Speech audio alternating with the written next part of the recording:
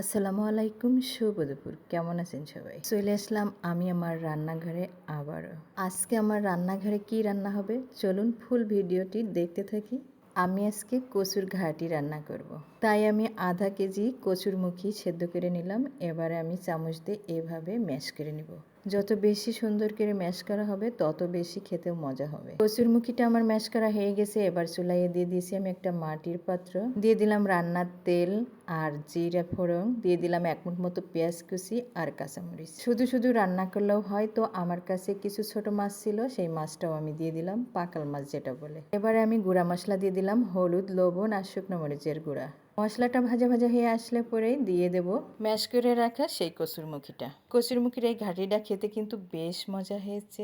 ছোট ছোট এই মাছগুলো দিয়াতে কচুর ঘাটির স্বাদটা আরো বেশি বেড়ে গেছে। হয়ে গেছে আমার কচুর ঘাটিটা, নামিয়ে নেব এবার আমি চুলা থেকে। কচুর এই ঘাটিটা আমি এর আগে আরো অনেকবার রান্না করে খেয়েছি, এটা খেতে আমার আসলেই মজা লাগে। তো সবাই ভালো থাকবেন, শুভ দুপুর, আসসালামু আলাইকুম।